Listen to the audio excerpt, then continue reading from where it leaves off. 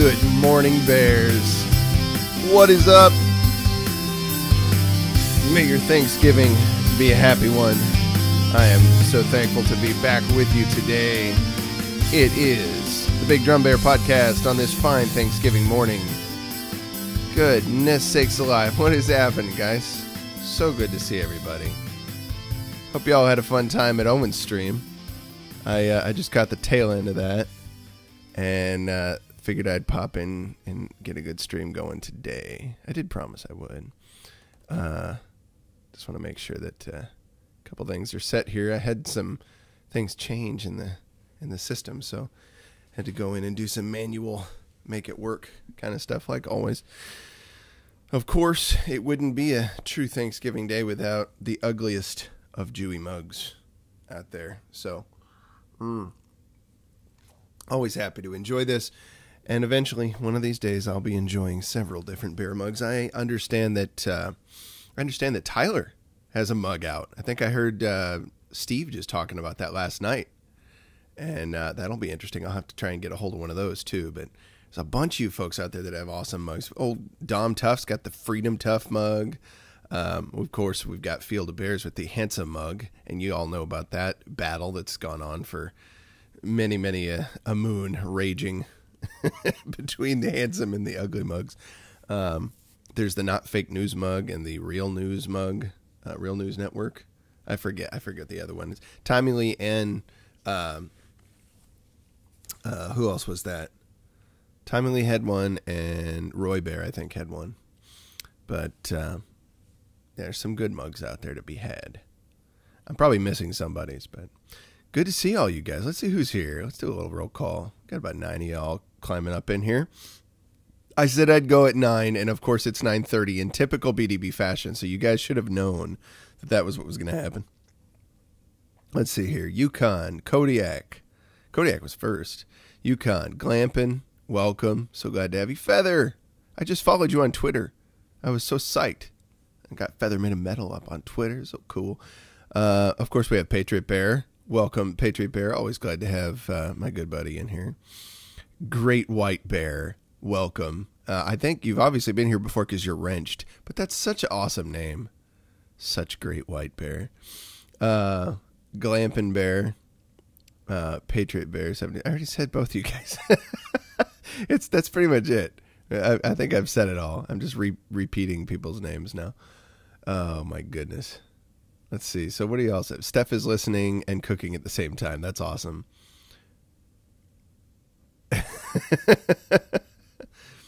Not fake news. Let's see. Oh, thanks. Yeah, hit the like. Andrew J. He's here. Wonderful. That makes 10. That's a good thing. The Jews would call that a minion. Of course, I think you have to have 10 Jewish men to make it a minion. Broham Bear, welcome. Glad to have you here. You've obviously either been here before or somebody else wrenched you and I didn't know about it. I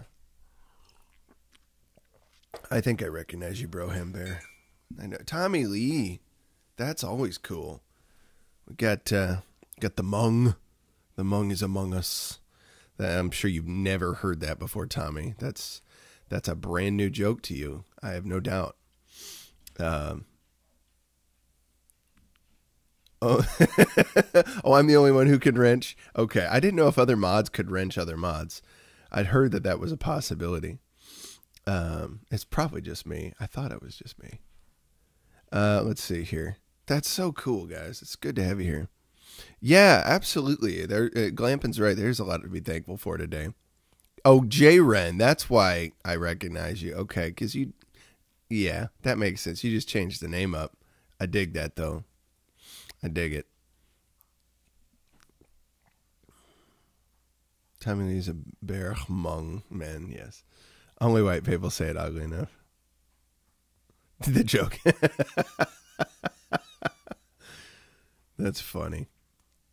Okay, so yeah, it's been an insane week, and it's going to continue to be. Thankfully, today is a bit of a reprieve. And yes, that is a pun. Thankfully, today is a bit of a reprieve in a way. So I'm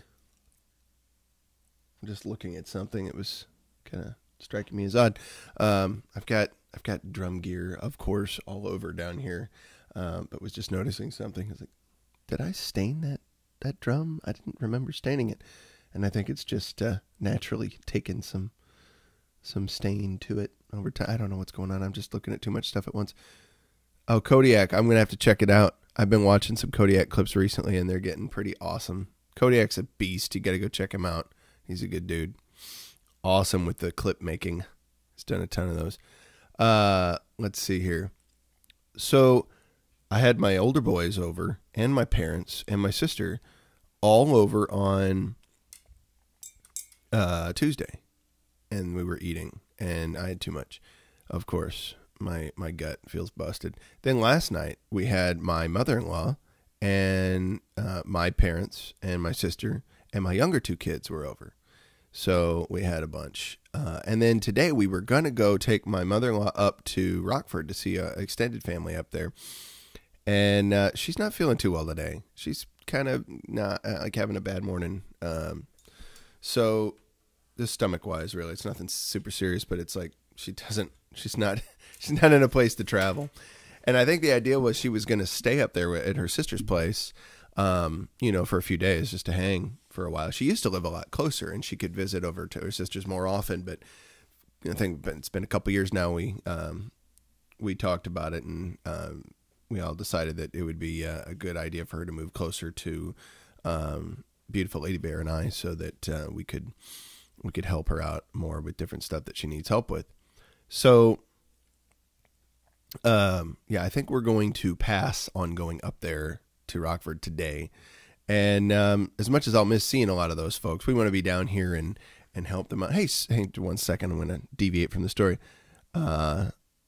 Sparky Bear, I just saw you in the chat over at Owen's, and Sparky Bear heard the horrible story of my past. Let's see here. So welcome, Sparky Bear. You are now modified to become a moderator. So let's see here. What was I saying? So yeah, we, as much as I enjoy being with the Rockford family, because we do, there's some cool folks up there that I love seeing. It's probably best that we stay down here and look after my mother-in-law a little bit, make sure she's good to go. But my wife and I have been kind of moving nonstop for the last several weeks here, and we're probably going to be moving a whole bunch in the coming weeks as well. So it's nice to have a day where we can just chill, just the two of us and the dogs. And of course, bears. That's a good thing. So, I'm glad to be able to do this and chill with you guys today. It's much needed. Tomorrow, we're going to go down to see my extended family in Logan County. And we're going to go have a dinner with my aunt and uncle and cousins and my mom and dad. And that ought to be plenty intense and fun. It's always good to go to the farm. I love it out there. One of these days I'll get a clip of what's going on at the farm, because it's beautiful out there. They raise cattle, occasionally the pigs. They have they've had chickens in past, but it's been some time. I think they're much more about the cattle these days, and they have a lot of they have a number of acres that they farm. Some that's theirs, some that they do for other people, but largely they have quite a few acres that they farm pretty regularly, both corn and soybeans usually. I don't know what other crops beyond that. My aunt does gardening as well, and has a variety of crops. And then she has I've talked about it before on the show, and I should talk about it again. I need to get a link up for it, but she makes salve. She makes like homemade stuff. It's a salve, various types of salves for different things. And it's this one in particular she does. She calls the company Mam's Comfy Salve. That's what it's all about. And so if there's a link for it, I'll bring it up. But hang on, Kodiak said something. My boy in New York is in New York playing quad drums today in the Macy's Parade. Dude, that's so awesome. Kodiak, what school is he with? Tell us that, and then I'll be sure to look for him. Sorry, I'm itching. Or if you don't want to say that publicly, that's also cool. You could just email me privately and say that if it's cool. But I want to keep a lookout, because that'd be awesome. Get a clip of your son out there marching. It'd be super cool. I guess you can. Oh, I guess you can say, if it's going to be on television, I guess you can say it. Grants Pass High School. Very cool. We'll look for grants past high school, and we'll find the tenor drums. That's the tom-toms that the guys have out in front of them, and they're playing like 4 drums, like harnessed right up on their chest. Pretty cool. That's excellent, man. So I'll be looking for Kodiak's boy. Like, I know that kid. Well, I know that kid's dad. I know of him because he's a cool bear. Kodiak's working on a new clip here. Speaking of all that, so the last Moomin, he's not here. If he were here, I'd request permission. But I've been working on this tune that he sent me and adding drums and other stuff to it. That's just way cool. It's getting awesome. And I can't wait for you bears to hear it. Like, I'm super psyched about this. It's called Rap Superstar, and it's going to be a flippin' awesome tune. He did a really good job with it. I think he probably wants to do some other things on his side of stuff. Like, he put guitar into it and some other sound effect things that are really, really cool. He clipped a bunch of my ums and things from the fly that I was spiraling about episode, and then Kodiak's subsequent clip from that. By the way, Kodiak, I don't know if you'll ever get a chance, but like if you have a chance to do like a short, like 2 or 3 minute clip condensed of that, I think people would dig that, because the 15-minute one, not many people can sit through that many. It is funny though. I do love it. Let's see here. So, hey, peace, Yukon. Glad you could come in for a minute. Hey, there's Boulder. Boulder's up in here. What's up, dude? So you're a free man now, I take it. You're walking around amongst normal people. I don't know when that happened. I've been out of the loop for a bit, and I didn't hear when you were loosed. Big Riggins here. Very cool. Kick you threw off Dom's OCD. Kick is a professional at that kind of stuff. Let's try to get comfy here. Yeah, Boulder, you still up in here, man? Yeah, it's tough. And there's funnier parts as you get into it, that umming, glamping. So maybe fast forward through some of the overbearing ums, but there's some choice parts that were really, really funny in that. I had a blast watching that. So I was glad Kodiak put that together. Yeah, where's Troy, man? Did he bust out? Yes, Feather, Kika is the best. She's such a sweetheart. She has vested her confidence in me and made me a teacher of her son, and that's huge. That's huge. I'm very, very, very grateful to be her son's drum teacher. And watching Josh grow, it's pretty awesome. In fact, I don't know whether we'll have lesson tomorrow or not, but I'm hoping we will. Unless they've got other stuff going on, it's cool. So, yeah, kick your rocks. I think Kick Ya would do well to have, if not a stream, then some kind of. I know she's written articles for the Not Fake News before, or it was the Unbearables News Network. And those have been pretty funny. She's a good writer. She's an organized person. That's one of those weirdos. Excuse me. Oh, boy. So let's think here.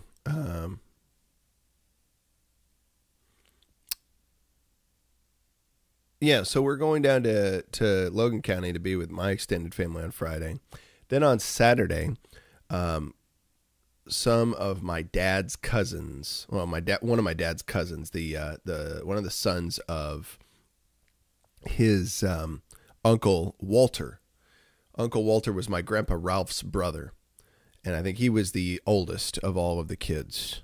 And he really, my great grandpa Nanky John Rademacher, he died in his early 30s. And my Uncle Walter took over taking care of the family largely when he was, still just a young guy. But he really sort of led the household. And he was also probably one of the most go-to guys in Logan County, because he could tell you every detail about every tiny part on any tractor from, his time. He knew how tractors worked.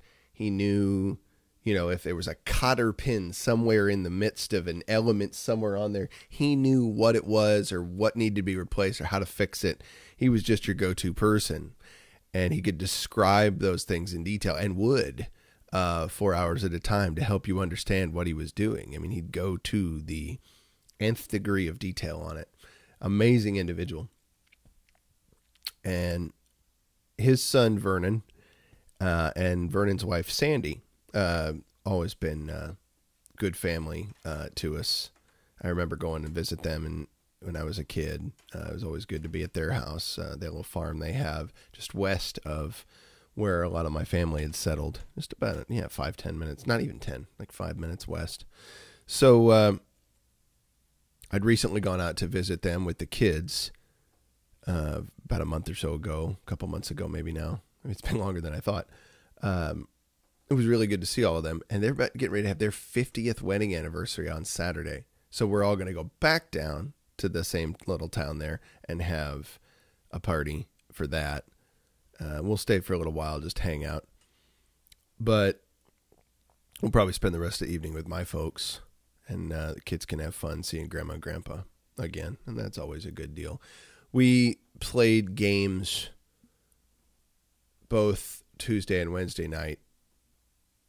And the thing is, maybe I mentioned this before, I have my older kids come over for dinner on Tuesday and my younger on Wednesday. So it kind of breaks things up. So it's not always all four all the time. It's when you have multiple kiddos like that, it can be difficult to be able to get them, separated out a little bit and spend time with only one or two of them at a time. I think it's important that you have an opportunity to spend time with your kids more one-on-one or two-on-two or whatever you can do. Because you can be more personal that way.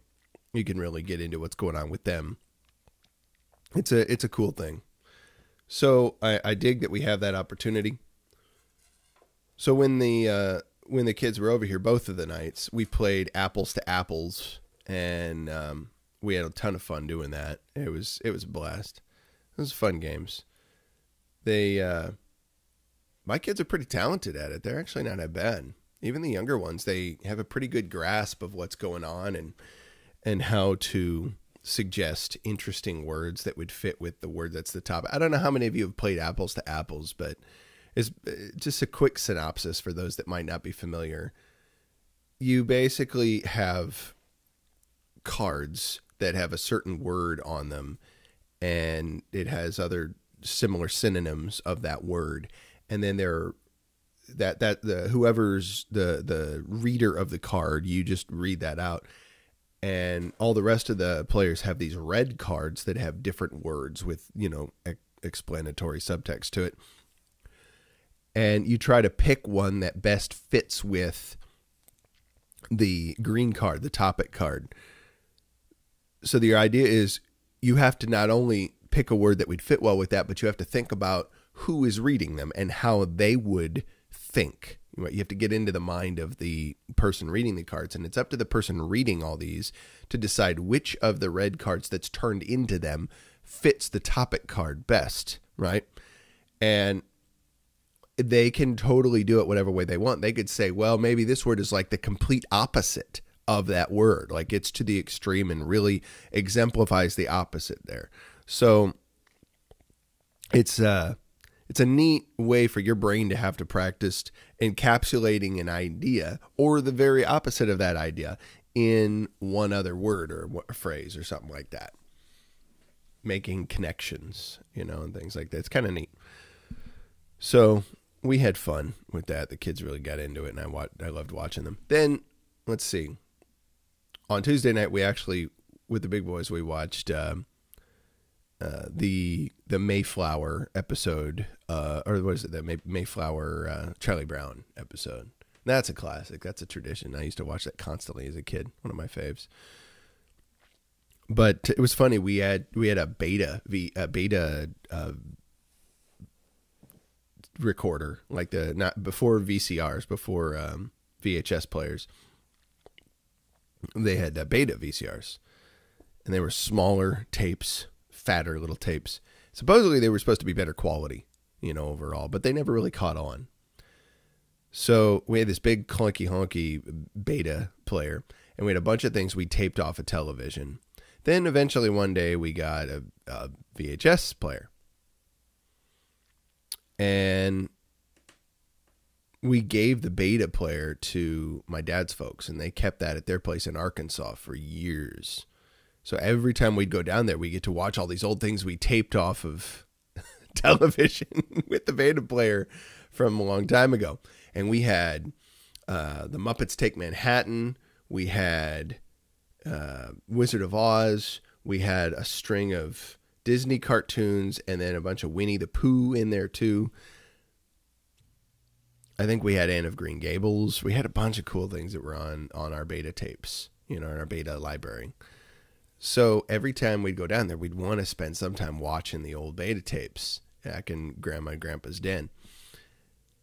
And it was just cool. It was just very, very cool to me, because the Muppets Take Manhattan, for example, it had the commercials still in it. So like years later, after these things weren't commercials anymore, hey, what's going on? Harold Green's up in here. By the way, Harold Green, happy Thanksgiving to you and your family, sir. I was going to give you a call later. I need to link up with you because we still haven't gotten you this. You still need your Love Chunk of Your Economy shirt, man. It's waiting for you. All green and everything. I need to get you hooked up. So yeah, we'll get on that. We'll square that away. Gotta get you styling, right? Yeah, man, I was just saying, I was just talking to the Bears here, and we were talking about, I lost my train of thought because I was excited about Harold. I haven't talked to Harold for a little while, so forgive my excitement. I don't get excited like that with all of you, but, you know, in all fairness, I haven't met most of you, and I've talked with some of you over Google Hangouts and things like that, and I love you all. But I spent many years being mentored and being in good fellowship with Mr. Harold, and so got a big passion for that. So haven't gotten your shirt yet? Well, Big Riggin, I will get on the horn with them because you just bought it, right? I will see what's going on with that because they said I didn't have to hit a new minimum, so you should have gotten your shirt. Big Riggin.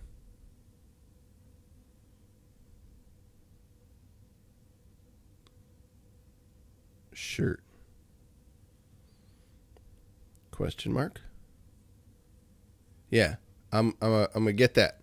I'm gonna get that right after the show here. Bowler.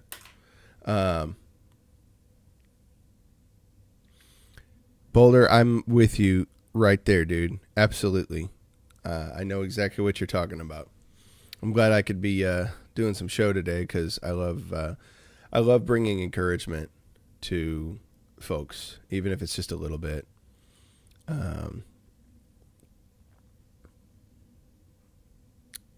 Trying to remember where my train of thought was now. So we were talking about, I'm going to get back to that because I think this is worthwhile. We're watching some Charlie Brown Thanksgiving. And okay, so the beta tapes. That's where we were at. The reason that was so encouraging to me, it was so much of a good memory to think on.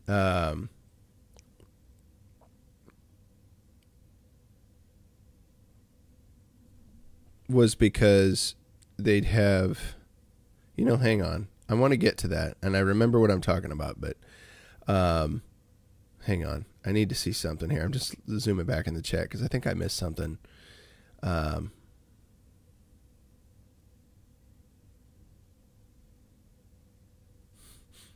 Let's see here. No, I think I got it. Okay, cool. So in the 80s they would have Ghostbusters action figures, right? And they came with the little proton pack, the whole 9 yards. They even had little traps that they could throw out, the ghost traps. And you could even get the firehouse with a containment unit in the bottom and all that stuff. And you could get slime.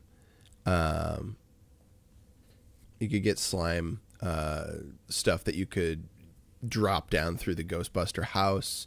You could, they had a ghost called Sludge Bucket, and it was cool because you squeeze on the tail of this big ghost. It almost is like a Jabba the Hutt looking type thing, but it had a big open mouth, and you could pour slime in it, and then you'd squeeze the tail, and it'd bubble, in the mouth of the ghost. It was a really cool one. So that was one of my favorite commercials back in the 80s, was all the different cool toys that you could get that were Ghostbuster stuff. And this Muppets Take Manhattan that we taped off TV had a bunch of those commercials. It was really funny. So I always conceptualized watching Muppets Take Manhattan with the 80s commercials. Like, they went part and parcel. It's how I watched it. And so the first time I ever saw it without that, it was really weird. It was bizarre. Not only that, but then I'd have stuff like the Charlie Brown Thanksgiving, the Mayflower one, where they're actually pilgrims and all that kind of stuff. And it gives a lot of information about what had happened in the voyage of the pilgrims coming over. My nose is itching like crazy. So let's see here. Yeah, we started recording that off of TV when it was on one year, a couple minutes after it had already started. So I was for years accustomed to watching it without that first couple of minutes. When I'm like in my 20s is by the time I finally saw it with the beginning section, I think, or almost to my 20s. And it was pretty funny. It was like, now I've got to reconceptualize how I watched this in my mind. And I don't know how many people do this. I definitely have done it a lot. And I've met a lot of people who don't. They think it's weird to do this kind of thing. But to watch a TV show or a video like too many times, like, how would I say, like repeatedly, any more than 10, that 10's a lot for some people to watch anything. I've repeatedly watched certain films or certain TV shows dozens upon dozens of times. Don't even get me started with music. And music makes more sense. Of course, you're going to listen to songs like hundreds of times in your life. Tom Sawyer by Rush. I've easily listened to that into the area of the thousands because I wanted to memorize every nuance of that song. It was absolutely the reason I started playing drums. So that one definitely held some space for me. But TV shows or films, to watch a certain film like that many times, there's people that do it, but like Charlie Brown Christmas or Charlie Brown Christmas, that's a classic. But for you unholy people that watch that, I'm kidding. Let's see here. Thanksgiving. Yeah, man, I can't even keep it together here. The Charlie Brown Thanksgiving Mayflower thing.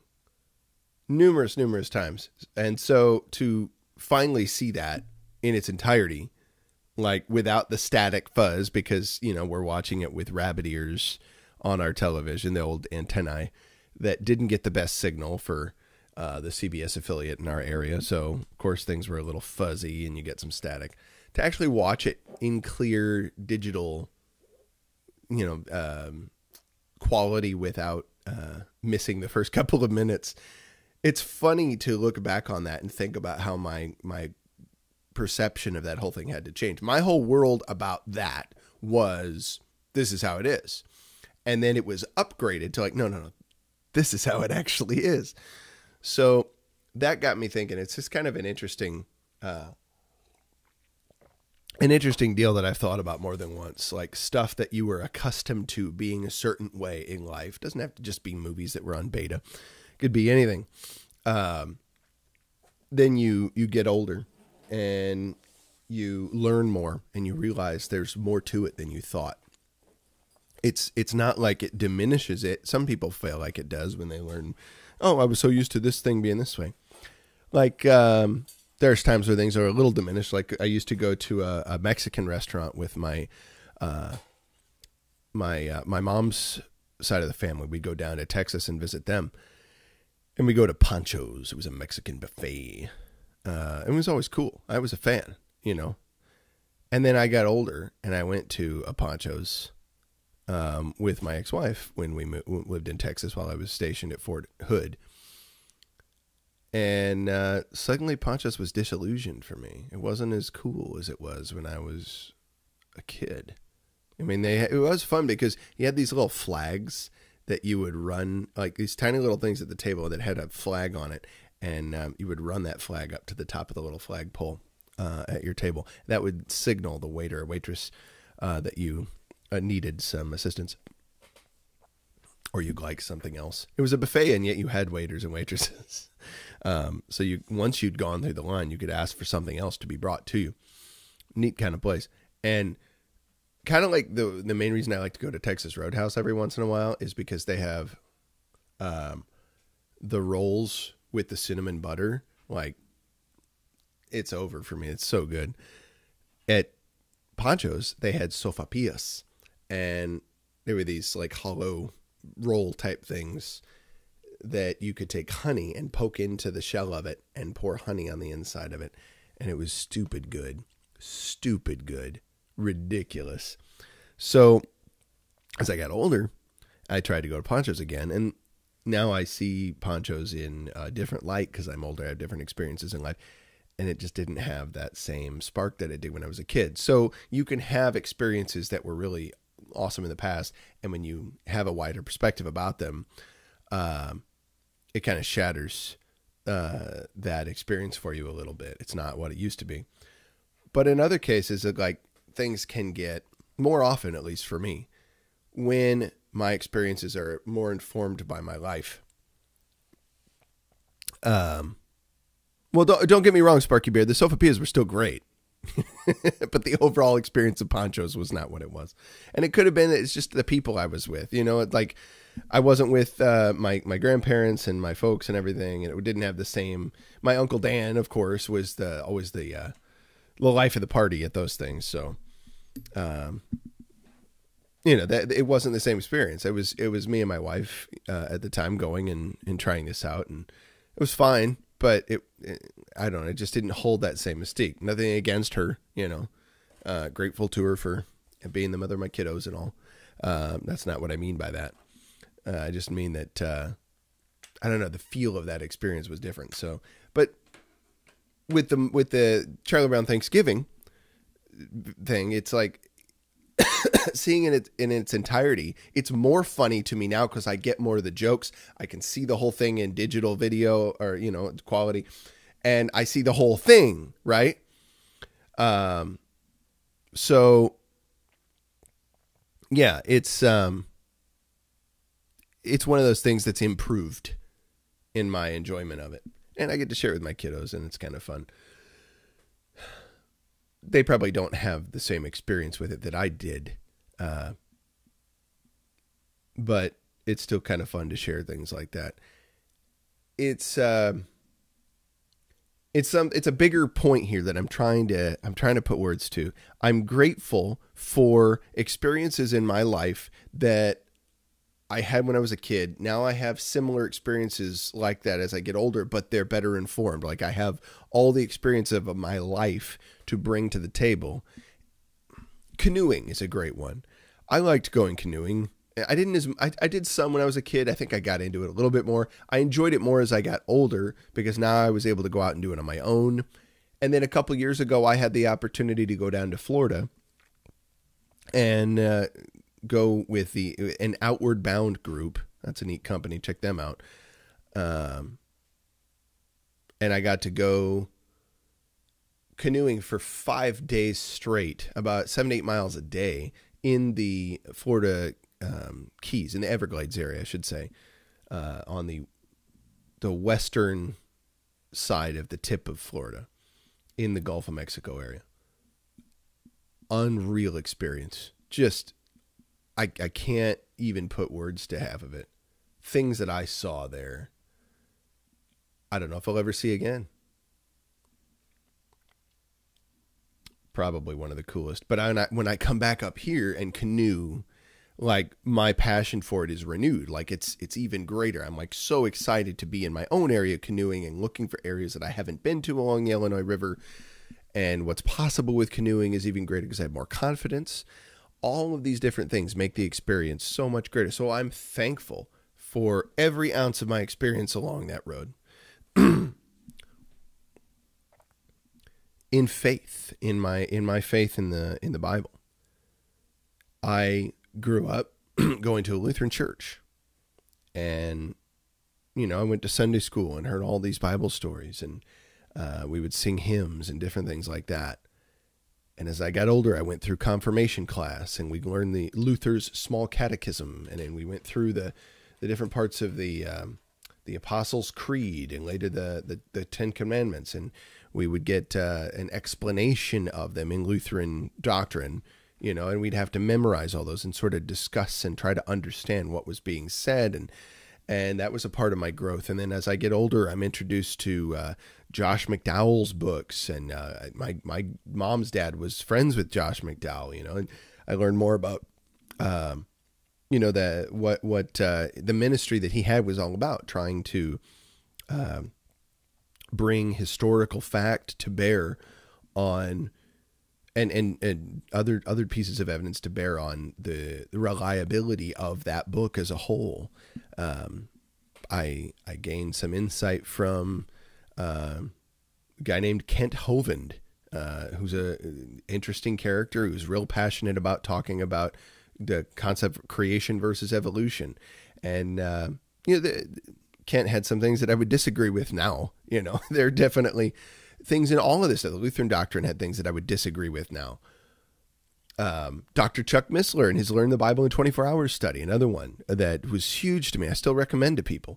I would probably disagree with Chuck on a number of different things at this point in time. But my point is that all of these were stepping stones along my path to viewing the scripture and viewing my relationship with God in a much broader, bigger way. Like, I wouldn't want my experience to have stayed like it was when I was in Sunday school as a kid. That was foundational, but it wasn't the end all by any means.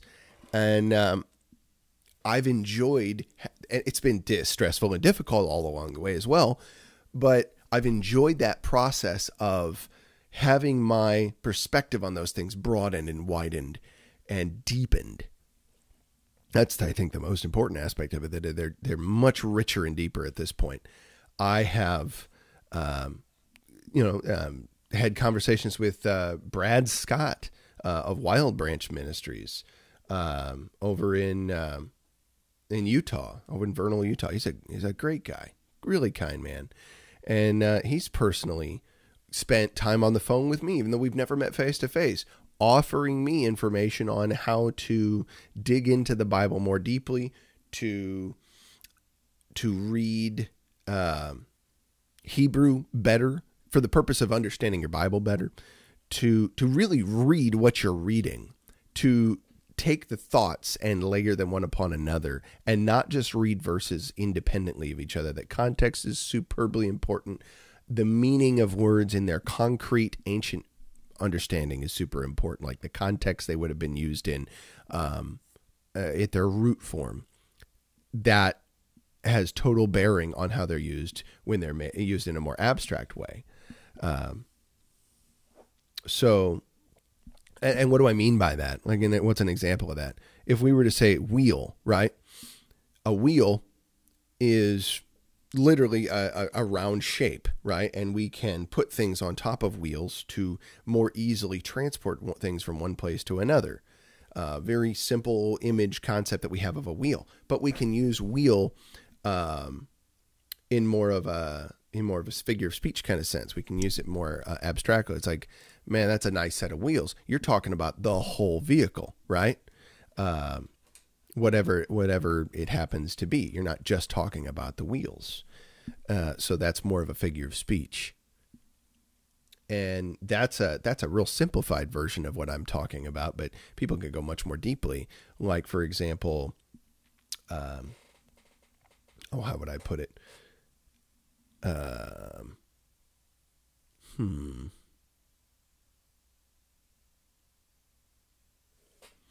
Well, the Hebrew is really The Hebrew is really good about this kind of thing. This is just built into the way it's conceptualized.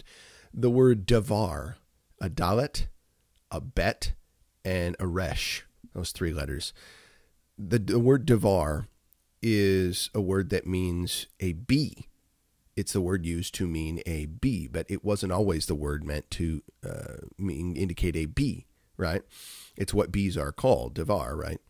The root form of it, anyway. It might be slightly lettered differently. The root form might not just mean bee, but I'm fairly certain it's connected there. And what does a bee do, right? A bee finds nectar and then goes back to the hive and tells the other bees where to find that nectar, where it found what it found.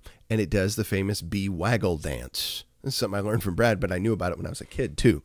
They actually dance in a little figure 8, right? And this figure 8's amazing. Excuse me, an itchy nose. Because based on the waggle that they do as they do the dance and the angle that they cut to create this figure 8, it indicates a geometric, or I should say, it's like trigonometry. They're basically using trigonometry to communicate the location to the other bees. They're communicating like the position of the sun at the time of day and the position of their hive and an angle, the location of the honey, the angle between all 3. Somehow they're triangulating that between those 3 different things as much as a bee can. So apparently a bee can quite well.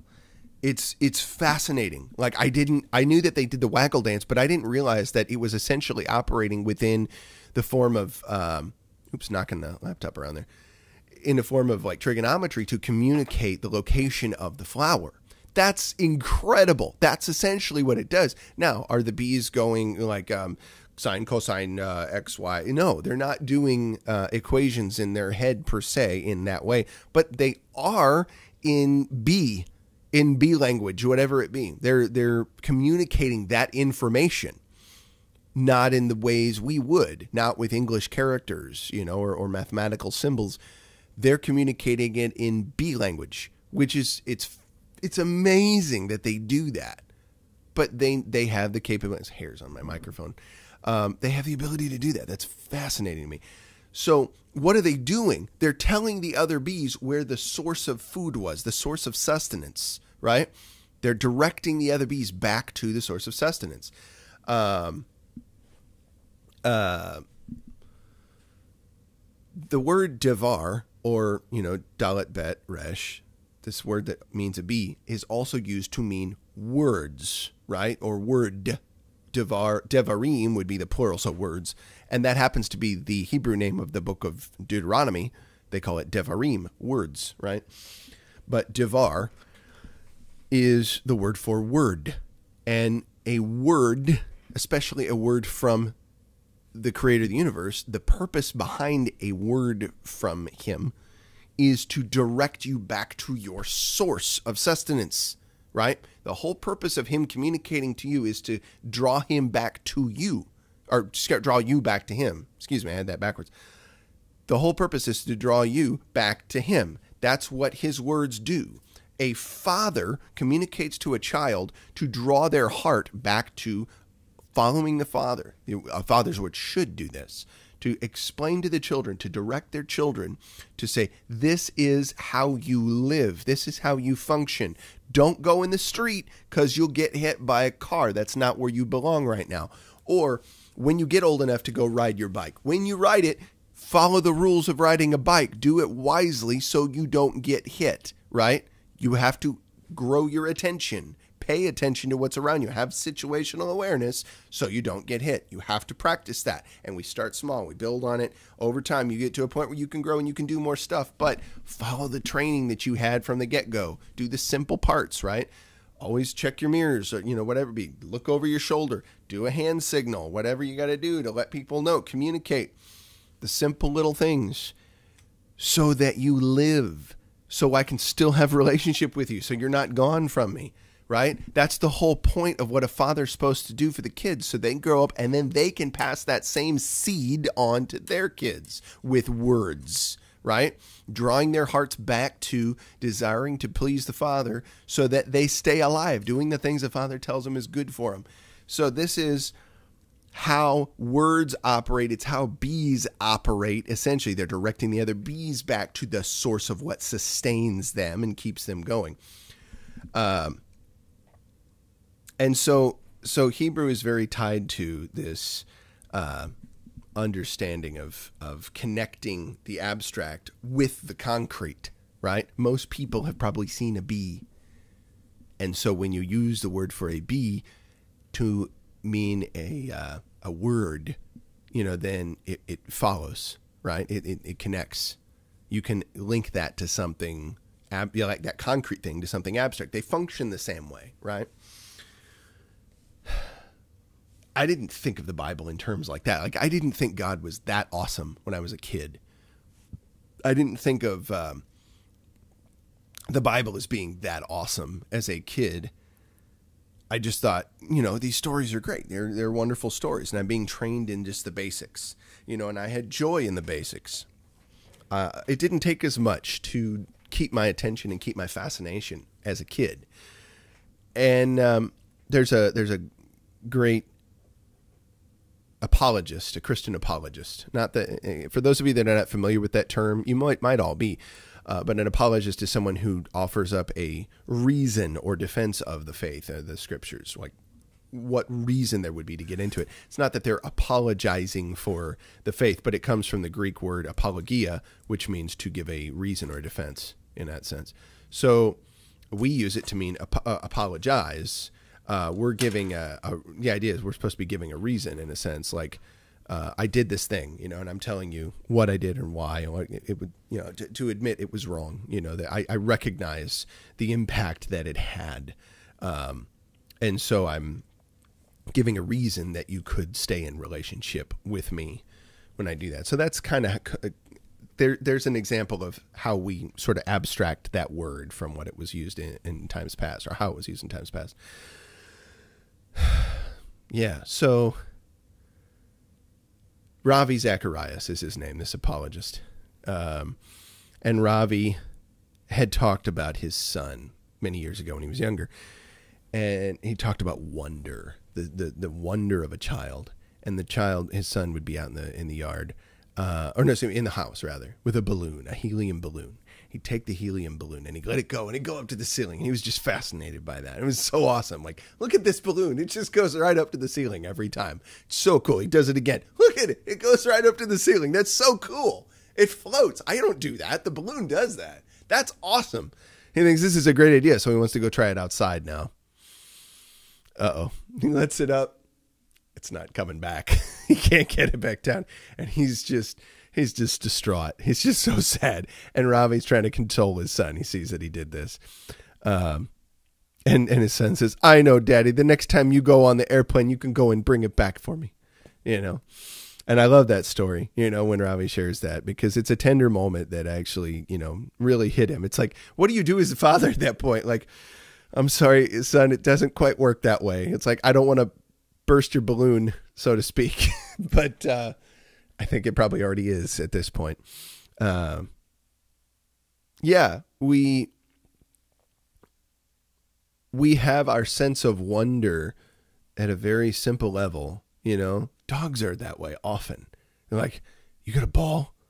It's a great day. Thanksgiving's every day. If there's a ball, well, heck, I don't even need the ball. I've got you. You're awake. You're alive. You're here. I need to tell you how, fascinated I am, how absolutely excited I am that you're here. I'm so thankful. Thanksgiving is every day for a dog. Just keep that in mind. We often don't have that, especially in our modern culture. It takes more and more and more and more and more and more and more and more and more to hold our attention. Like, we're all ADD to some way, to some degree. That's what I mean to say. We're all ADD to some degree. And the technology that we keep in front of our faces all the time, which I'm using to talk to you right now, doesn't do anything to lessen that. We can very easily change our attention to focus on other things instantaneously. So it has to for something to hold our attention, right? It has to be good. I mean, it has to be well structured to do that. But a lot of people know how to pick out just the subtle things that will hold your attention, and the content of it doesn't actually have to be that good. It just has to be good at holding your attention. So we have to grow our awareness of the fact that people know how to play on our attention spans, and check that as we're bombarded with stuff every day. Excuse me. But we have a capacity for wonder. We have a capacity to be mystified in a sense of just like awe at something that deserves awe and reverence. And we constantly have things that push the needle on that. And in some ways that's good because we're growing in learning about stuff, right? But the more I learn about the details of things around me, the more the simple things can still bring me awe and wonder, because something as simple as a word like be in Hebrew, right? Devar, has meaning deeper than I had any way of knowing, right? The wonder then goes to the micro, right? I don't need more macro. I don't need more big to make me wonder. The big is down tiny deep inside of little stuff. Inside me. Inside my children. Inside the people that I love. In the relationship that I have with them. In interaction with bears. And getting to do streams for bears with bears. There's wonder to be discovered there, right? There's stuff waiting for you to fill you with wonder and awe in the simplest of things that are in front of you every day, but you have to be willing to look for it, right? Somebody's burning something. Leaves, I hope. It's a good smell. I like it. I just hope it's not the fire. No, I probably hear a smoke detector. There's a few. There's one right there. Right up there, we got one. So I should hear something if it's bad. I like it, though. It's good. Somebody's burning something and I like it. I'm not a pyro. I'm just enjoying the smell. It's fall time, guys. It's so good. I'm drawn by that, right? Dude, if Dom was in here right now, I'd have zero hope. That's why I'm so easily squirrelable, because I find senses of wonder and awe in the simplest of things. But it's because I learn more about those things. Like, learning more about it doesn't kill my wonder and my awe. It makes me full of wonder and awe at even more seemingly insignificant things, right? The stuff that people's attention gets grabbed with in mainstream media and in pop culture and all that kind of stuff, it's big on attention getting, tactics, and small on content. Like, the content doesn't go that deep. It doesn't run that thick. You want to be in awe, like where it counts? Get in awe about your child being interested in some new thing, what it is about that new thing that draws their attention, or get in awe about going on a walk in the forest. Get in awe about finding a seashell on a beach. Get in awe about looking up in the sky at sunset. Get in awe about listening to the breeze pass through trees. Like, it sounds hippity-dippity, I know, but I don't mean it in that way. I mean there's profundity in all of that. Profundity, profoundness. I think profundity is the actual word, but I could be wrong. So there's a verse I'm going to read for you guys, and it's so poignant right now. None of this was planned today. This is just someone's burning the pie. I got to go back and look at some of your comments here in a minute. I'm going to do that before I leave. You guys are cracking me up. I think some of you guys are starting to drop out, and you got Thanksgiving to get to, so I'll let you go get to that. We've been here for about an hour. Getting close. So here we go. Voice is not.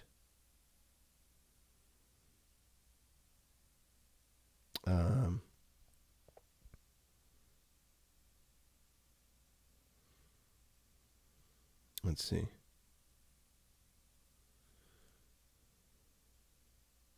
It's in. I could have sworn it was in Proverbs, but could be wrong. Oh, it's in Psalms. Psalms 19. Ha! There we go. Let's see here. Psalm 19, to the chief musician, a psalm of David. It's a prescript there. Not a journey. Cracking me up. Let's see here. To the chief musician. All right. So the heavens declare the glory of God. So the heavens declare, they speak it out, the glory, the weightiest part of God. The firmament shows his handiwork. That's like the sky, right? Day unto day utters speech, and night unto night shows knowledge. So the day utters speech. The night shows knowledge. Every night after night. There is no speech nor language where their voice is not heard. So the very day and night talk to us. They communicate something, knowledge, right? And what knowledge? What knowledge? I mean, because that's a point. That's an important point. Stop it. It's going to the wrong thing. Is that dot? It is dot. Okay. So the day and the night tell us stuff, right? Which is mind-blowing. There's more to that whole chapter, of course, and you should definitely read it. But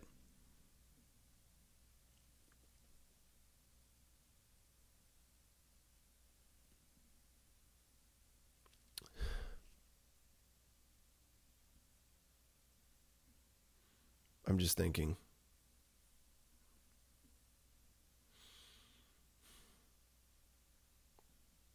Yeah, I'm in awe for a moment. It's so cool to think about that. Like, you have stuff you can learn because you're being communicated to just by going outside and listening to the things that I was just talking about. Yeah, Psalm 19, Broham. That's where it's at, man. That whole chapter is chock full of amazing stuff. But the whole Bible is, of course. But, you know, it's this quaint little book that's been around for a total of about 3,500 years since its inception. Written in 3 different languages from over 40 different people. 66 books as we have it rendered now, both the Old and New Testament. Previously, the book of Psalms was like 5 different books, you know. Kind of interesting. So there were 70. Interesting. But I think there were some others that might have been divvied up differently too. It's just incredible to me that I can have my wonder stirred up in the most innocuously seeming things nowadays. And I'm so excited about that because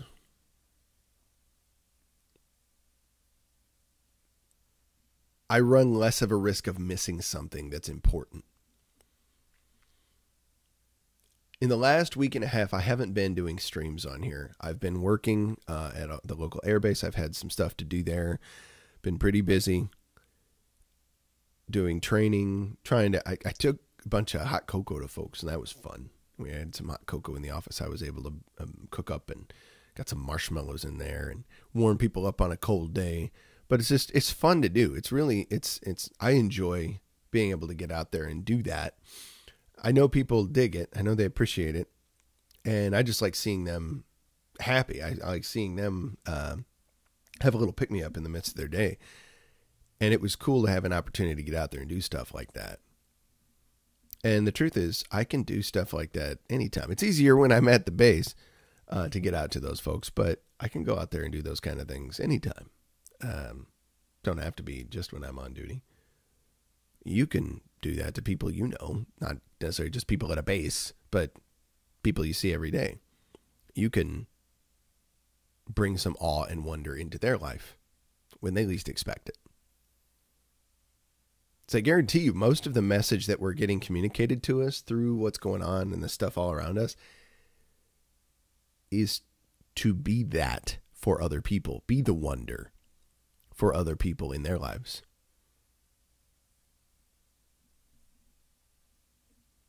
How can you turn other people's hearts to awe and reverence of something greater than both of you and them?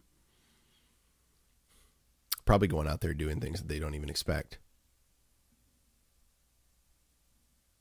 that warm their heart, that care for them.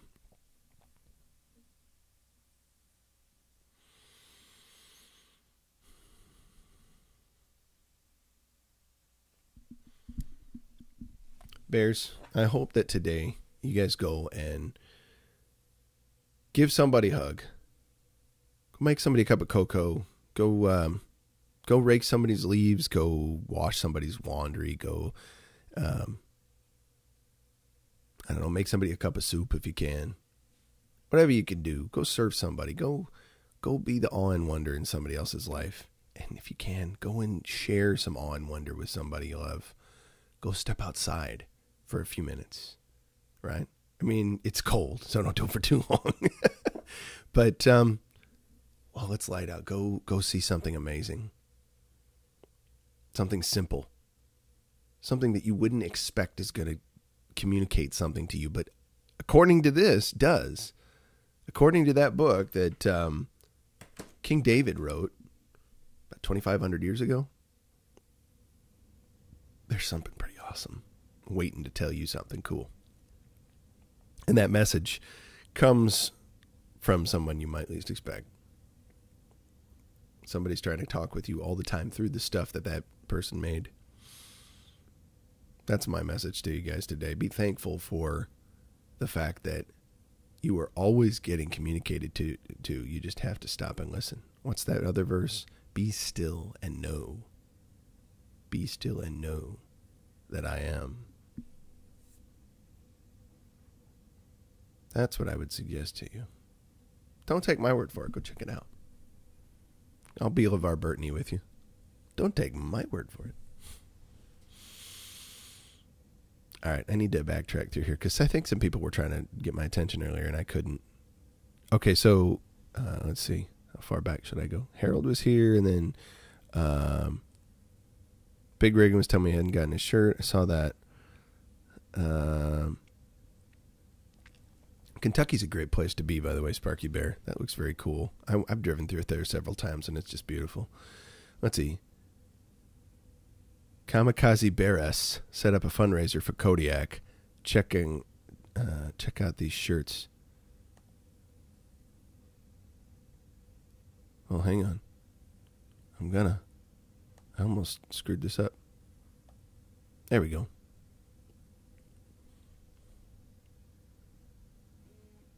Oh, that's my phone. Dude, that is so legit. Bears for Kodiak. 3 items sold. Those tees are pretty sick. Those are Raglan style. I like that. Pull over a hoodie. Oh, dude. Okay, Bears. You gotta, if you haven't seen this, you gotta see it. You gotta see it. I'm gonna bring up the window here in OBS and share. Yeah.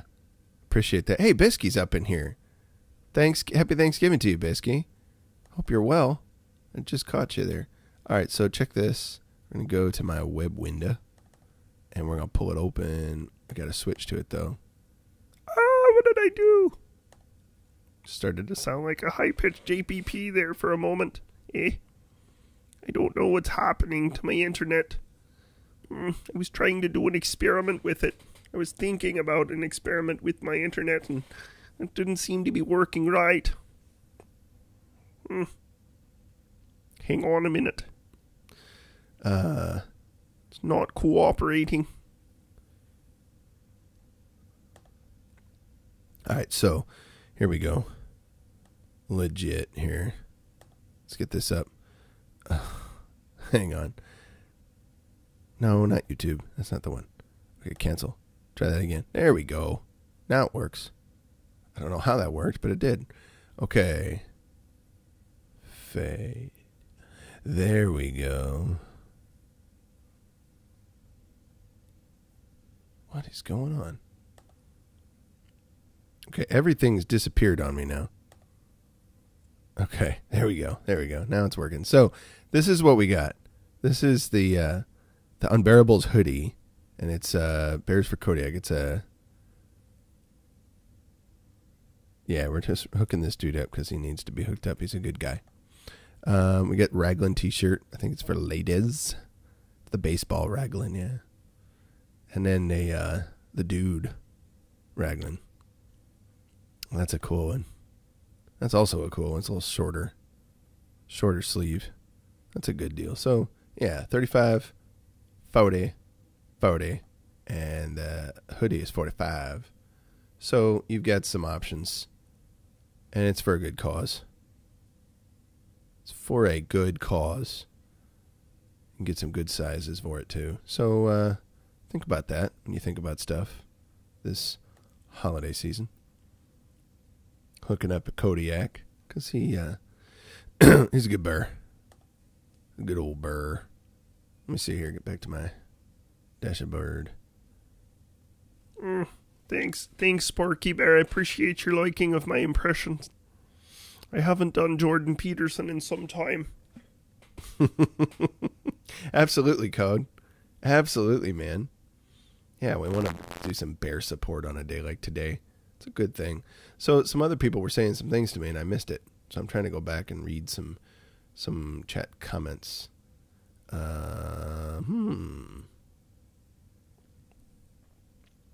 Let's see here.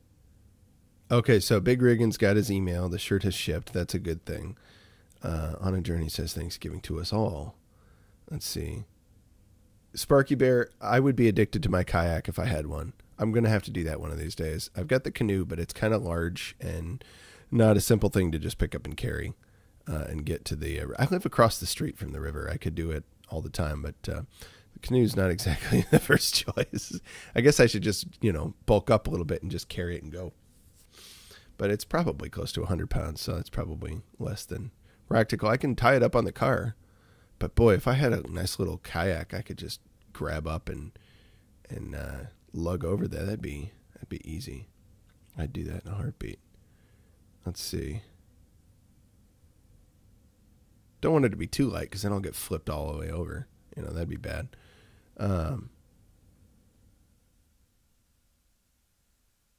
Let's see what else. Sparky, that's really cool to say. He says, I'm super thankful I was allowed to get old and discover God never left me and come back home to Christ. That's very, very cool. I tell you what, Andrew Kelly, you were talking about some Hebrew. I tell you what I'll do. I'll have to get some links put out because Brad Scott has a great series on learning the Hebrew language. He'll teach you all the characters, and I think there's even an image that goes along with that study of knowing the characters. If you want to learn the basics of ancient pictographic Hebrew, hey, Moomin, dude, can you please send me your email? Because I think I have it, but I can't find it. Because I've got something to... Okay, Moomin, so here's the deal. Can I share with the Bears right now, or would you rather me wait because you want to dig into it, where the tune is, where I've got the rap song right now, the rap superstar. If you're cool with it, I'll share some of it here on the show right now. If you'd rather me wait, I'll wait. Okay, share. I will share. I'm going to play it. I've been working on this. I think you're going to dig it, dude. I think you're going to enjoy the fudge out of this. Let me pull it up. So I got to pull it up. Okay, it's just it shouldn't be in full screen mode, but it's in full screen mode. Stop that. Okay, it's not what I asked for. Big. I'm gonna make it bigly. Okay, it's huge. All right, so let me go back to this thing. Here we go. Check this out. I'm gonna pull up some rap superstar coming at you. Make sure you've got stereo speakers. You're gonna want them for this part.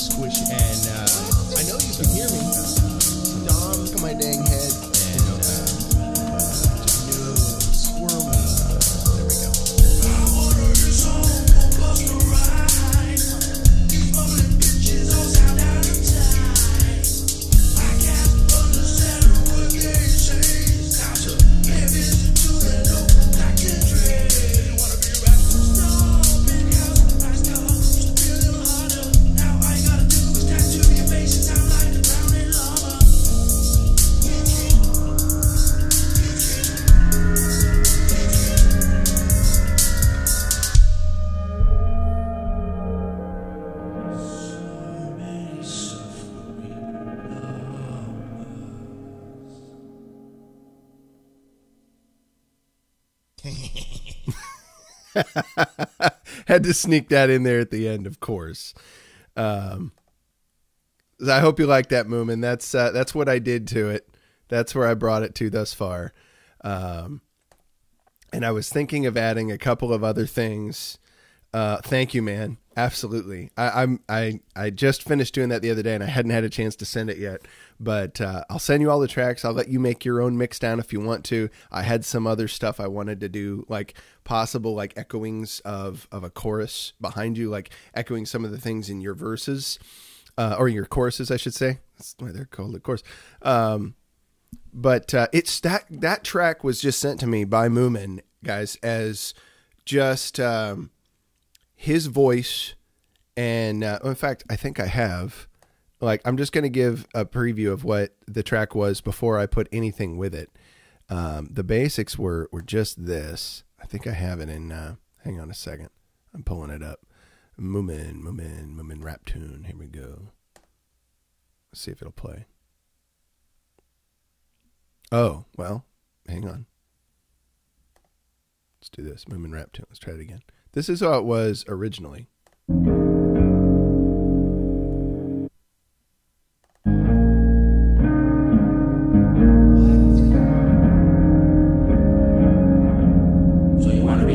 Uh-oh, hang on. Something's happening. Hang on, too many things are playing at the same time. That's not what I'm trying to do. All right, let's try that again.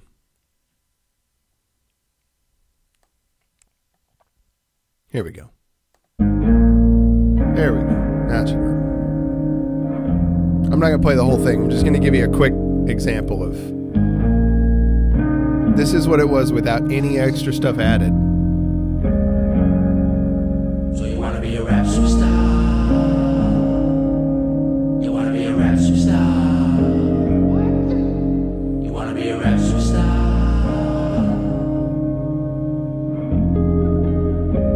This is what you do now. So that gives you an idea. So he sent me that, and I added some different drum loops that I had. I added some editing of the EQ. I added some different effects like reverb and ambience to it. Put a lot of other side percussion and things in there, and it was a lot of fun. I did some other effects that I made go backwards and forwards, and just wanted to increase the overall presence of the song, like just bring you into this like very rap environment that he'd created. And it's kind of like a spoof on the whole rap thing, as I take it. But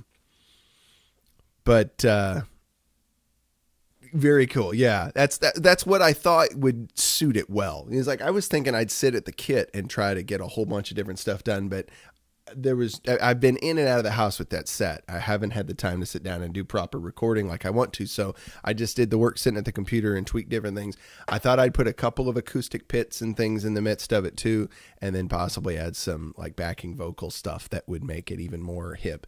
But what I'm going to do is actually take the original track that Moomin sent me and then double it, possibly triple it, and put it into the mix. And then I will add effect to one of them. I'll do the panning and things like that to just one of them. And areas where I want Moomin's vocals to pop out with a little more clarity, I can still keep the effect going, but bring the presence out a little bit more. Like I don't have mastering software and all that kind of stuff. I do know somebody else who does. And I'm not going to say this now, but well, I'm not going to promise it. That's what I mean. But I might be able to hook something like this up in his studio at some point and see if we could tweak that properly. That would be something else, because he's got amazing things going on over there of what you can do to track. So here's another thought too. I'm going to send Moomin, I'm going to send you all the tracks that I've added just individually. You can play with them on your end as much as you want. If you have individual tracks, not mixed down, but the individual tracks of your vocals, your guitar, any other effects that you added into that, would you send me those tracks individually one at a time? And I could put them in there and add just on the BDB, clips that you took out, just on your own vocals. I could structure a few of those things in my software, and both of us play with a mix down, see what we could do and see what you think. But I'm very curious. I'm very curious to see where things could go with this, right? It's interesting. I dig it. It was fun to mess with. So, yeah, for sure, man. And I'm going to do the same. Hopefully I'll take some time, if not today, because I do have a video that I want to finish from last Sunday that I was trying to work on. I want to get that to you as well. Oh, excuse me. Yeah, I took some video of playing drums over at Northminster Presbyterian Church with my good buddy Steve Gocool. And that was a blast. That was a lot of fun. So I'll have to send some stuff like that to you guys. Tips to get into the master studio. Nice. That would be awesome. Yeah, I'm grateful for anything anybody ever sends. It's always a blast, guys. I'm thankful for the tipping. Go check out Last Movement. He's on Twitter. He's plenty of other places. He's on YouTube. He's got Vimeo. He's got a bunch of stuff out there. You need to get subscribed to Last Movement. You need to spread the word. Movement needs to just have notoriety worldwide, because he's quite a musician. He's an intense dude, and he just needs to be linked up with more and more people that can help him produce stuff even better. So that's the deal, and hopefully we're starting some of that here. For sure, dude. Absolutely. I'm thankful for the Last Movement. All right. So, Bears, I would say go fill your horns of plenty and fill somebody else's horn of plenty. This isn't really, this is a shofar. But I blow it in gratefulness and thanks for the day that I get to spend with my beautiful lady, and that I get to spend with bears for a little bit while here, and share some great music with you guys. So blessings to all you bears. I'm gonna get out here and go see my beautiful lady. Here we go. Where'd it go? Well, I gotta bring this in because it's time. It's time to do that. In the meantime, bears, you know the deal here. Engage your mind, engage your body, and engage your heart, and seek to serve the ultimate purpose of your bears. It's gonna happen.